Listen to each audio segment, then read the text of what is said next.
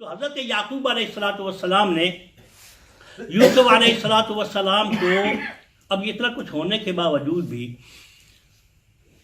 جاتے ہوئے ایک تعویذ پہنایا تھا جی. مفسرین نے لکھا وہ تعویذ کیا تھا جی.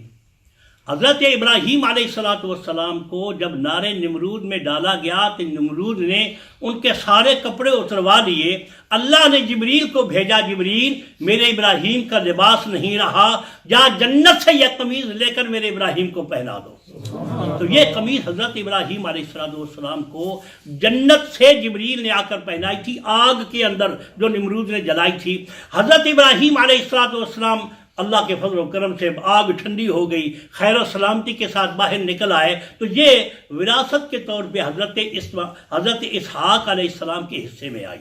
یہ جو ابراہیم علیہ السلام کا بیٹا اسماعیل علیہ السلام ہے، اسحاق علیہ السلام ہے، تو یہ اسحاق علیہ السلام کے پاس تھی. تو اسحاق علیہ السلام نے یہ قمیض، اب یہاں علماء فرماتے ہیں نبیوں کی بھی نگاہ ہوتی ہے، ضرورت کہاں ہے اس قمیض کی، ضرورت کہاں ہے، اس لیے یعقوب علیہ السلام کو قمیض دی، جا بیٹا اس کو سنبھال کے رکھنا.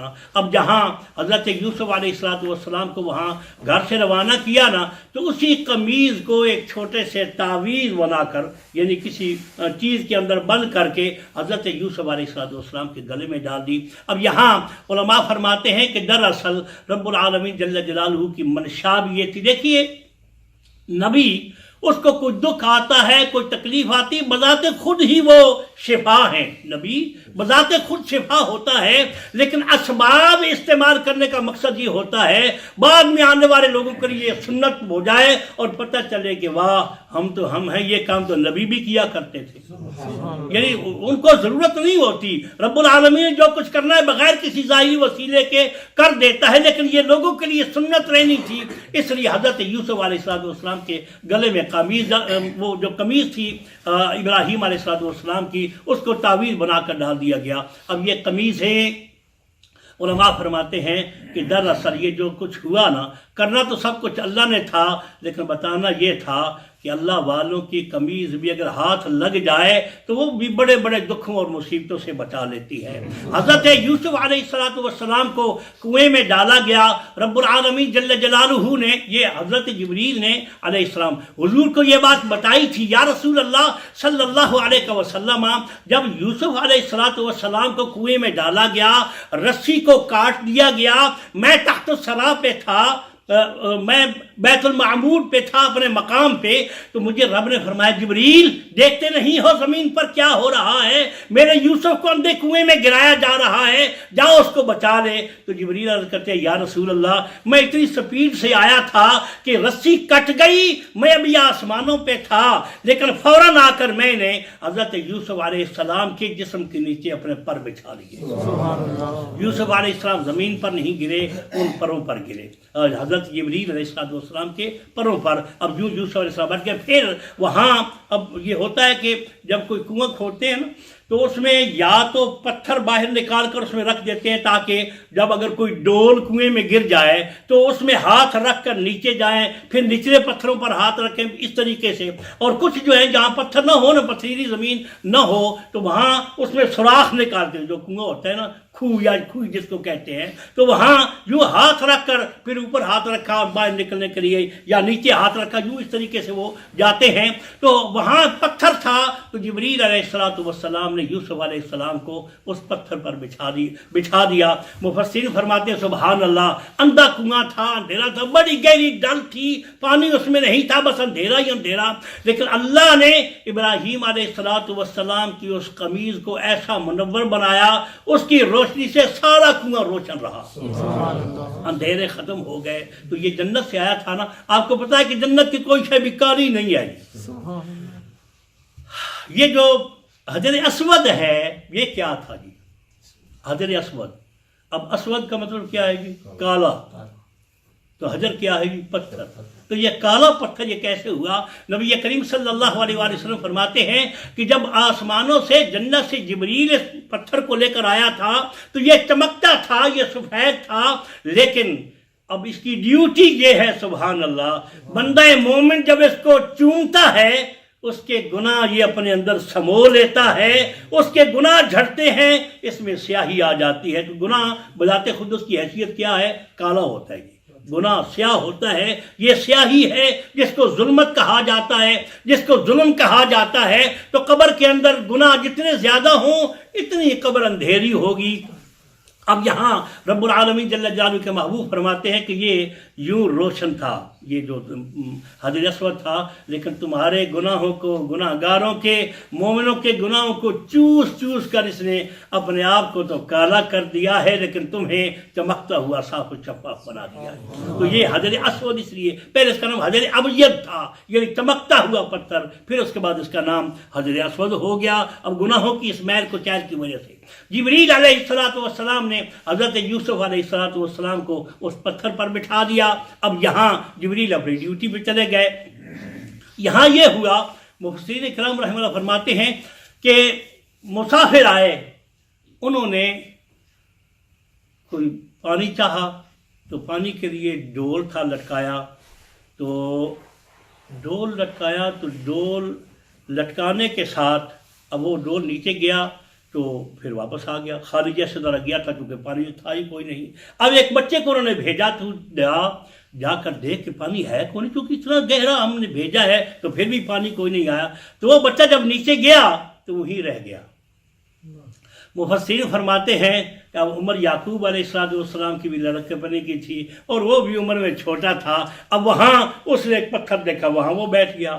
اب وہاں حضرت یوسف علیہ السلام اور وہ بچہ، اب اس کے بارے میں مفسرین نے تفصیل کی پھر کیا ہوا آگے چل کر شاید وہ بعد میں انشاءاللہ کوئی عرض کریں گے۔ کئی ایسے ہیں بچے جن کے جوانی کے بعد یوسف علیہ السلام سے ملاقات ہوئی، مثلا جس بچے نے گواہی دی تھی، یا آگے تفصیل آئے گی حضرت یوسف علیہ السلام کے بارے میں، تو بعد میں جوانی کے بعد، بادشاہت و حکومت کے بعد اس نے بتایا جناب آپ مجھے پہچانتے نہیں ہیں، میں ہوں آپ کی وہ پاک دامنی کی گواہی پیش کرنے والا بچہ۔ تو بہرحال اس کی تفصیل آگے عرض کریں گے۔ تو وہاں اب انہوں نے وہاں ذکر اذکار کرنے شروع کر دیے۔ یوسف علیہ السلام بھی ذکر کر رہے ہیں، میں نے وہ دعا لکھی تھی کہ یوسف علیہ السلام کیا فرماتے تھے، پھر بھی ان کی نگاہ اللہ پر رہی ہے۔ یا شاہدا غیر غائب و یا قریبا غیر بعید و یا غالبا غیر مغلوب اجعل لی من امری فرجا و مخرجا۔ علماء فرماتے ہیں اب بھی اگر اس کو کوئی بندہ پھنسا ہوا ہو نا تو اول آخر 11 بار دروشی پڑھ کے اس کو 313 بار پڑھے رات کے اندھیرے میں، تو اللہ تعالیٰ اس بندے کی وہ دعا کو ضرور قبول کر لیتا ہے جو اس کو پڑھے گا۔ تو حضرت یوسف علیہ السلام اسباب باقی ہے، لیکن وہ یہ دعا پڑھا کرتے تھے، اور وہ جو بچہ تھا نا وہ بھی ان کے ساتھ ساتھ لگا ہوا تھا۔ اب یہاں نبی کریم صلی اللہ علیہ وآلہ وسلم فرماتے ہیں کہ فرشتے جو آسمانوں پہ تھے وہ عرض کرتے الہ العالمین، زمین سے کوئی بڑی خوبصورت آواز ہمیں سنائی دے رہی ہے، سمجھ نہیں آ رہی کہ وہ ہے کہاں اور کیا ہے۔ تو رب العالمین نے ارشاد فرمایا بات یہ ہے یوسف اور اس کا دوست، اس کا رفیق ساتھی وہ کنویں کے اندر میرا ذکر کرنے لگے ہوئے ہیں اور اس کا ٹیسٹ تمہیں آ رہا ہے۔ اب یہاں پھر فرشتے عرض کرتے ہیں الہ العالمین اگر ہمیں اجازت ہو تو ہم تھوڑا اور قریب ہو کر اس ذکر کو سن لیں۔ تو اللہ نے جنہوں نے دعا کی تھی نا ان فرشتوں کو اللہ نے اجازت دی اور وہ زمین کے اور قریب ہوئے، اور جب تک یوسف علیہ السلام ان کا دوست وہاں ذکر کرتے رہے اس وقت تک وہ وہاں ذکر سنتے رہے۔ مطلب یہ ہے کہ صرف ذکر کرنا ہی عبادت نہیں، ذکر سننا بھی بہت بڑی عبادت ہے کہ اس کے لیے فرشتے اپنی تمنائیں کیا کرتے ہیں۔ حضرت یعقوب علیہ السلام کا بیٹا حضرت یوسف علیہ السلام، اب یہاں پہلے آپ کو یاد ہوگا کہ یوسف علیہ السلام کو بھیجتے ہوئے انہوں نے کہا تھا تم کہتے ہو کہ میں اپنے بیٹے کو تمہارے پاس بھیج دوں، مجھے ڈر یہ ہے کہیں ایسا نہ ہو کہ میرے بیٹے کو بھیڑیا کھا جائے۔ اب یہاں انہوں نے کنویں میں گرانے کے بعد واپسی کا ارادہ کیا، پروگرام بنایا، تو خدا کا قرآن کہتا ہے وَجَاءُوا أَبَاهُمْ عِشَاءً يَبْكُونَ، وہ اپنے والد کے پاس رات کو عشاء کے وقت روتے روتے آئے۔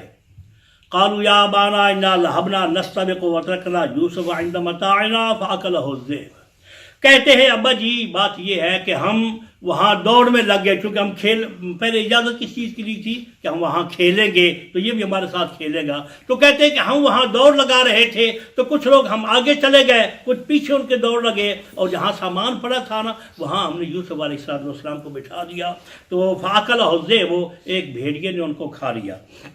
ममान तब मोमिन लना, हमें पता है कि आपने हमारी बात माननी तो कोई नहीं, वलो कुन्ना सादिकीन, बेशक हम सच क्यों न बोल रहे हों। यानी वो पहले ही कह रहे थे। अब यहाँ अगर आपको याद हो ना कि हज़रत याकूब अलैहिस्सलाम ने पहले ही कहा था कि मुझे डर है कहीं मेरे बेटे को भेड़िया न खा जाए। सुबहान अल्लाह। अल्लाह बताता है नबियों को गैब का इल्म मैं अता किया करता हूँ। मुझे डर ये है कि इन्नी अखाफ याकुलहु ज़िब, कहीं ऐसा न हो, मैं डर रहा हूँ मेरे बेटे को भेड़िया न खा जाए। ऐसा ही हुआ। उन्होंने कहा कि हम वहाँ इसको बिठाकर सामान के पास गए थे तो वहाँ भेड़िया आया तो वो खा गया। वजाउ अला कमीसी बिदमिन कज़िबन, उनको ये भी ख्याल आया कि वो पूछेगा तो सही याकूब अलैहिस्सलाम कि मेरे बेटे को भेड़िया खा गया तो कोई निशानी होनी चाहिए, कोई प्रूफ होना चाहिए तुम्हारे पास।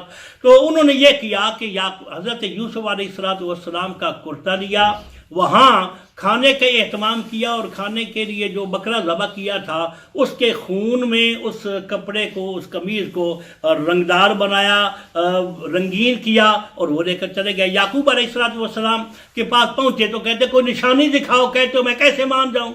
तो वो कहते ये देख लो, ये कमीज़ में रंग लगा हुआ है, ये खून है।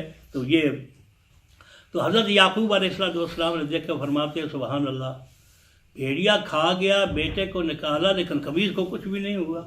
जहाँ भेड़िया के दांत लगते वहाँ कोई ना कोई निशान तो होना चाहिए था ना, तो वैसे खून लग गया उनके साथ, तो ये कैसे हुआ। बहरहाल इसकी आगे तफसील इंशाल्लाह, आज वक्त ज़्यादा जा रहा है, कोशिश करेंगे अगले दर्स में कुछ अर्ज़ करें। क़ाल मैं समझता हूँ, याकूब साहब मैं समझता हूँ तो ये तुमने गढ़ा है सब कुछ, ये अपने पास ये सारी बातें बनाई है। पर सब्र जमील, क्या हो सकता है, अब मैं अल्लाह की बारगाह में सब्र ही किया करूँगा। वल्लाहुल मुस्तआनु अला मा तसिफून, और वो ही है इस पर मेरी मदद करने वाला जो कुछ तुम कर रहे हो, तुमने किया है, जो बयान कर रहे हो। इंशाल्लाह ये दर्स जारी रहेगा। अल्लाह को मंजूर हुआ अल्लाह ताला हमें अपना पाक कलाम समझने की और अपने महबूबों की इसी तरह अज़मतों को समझने की तौफीक अता करें। वाखिर दावा।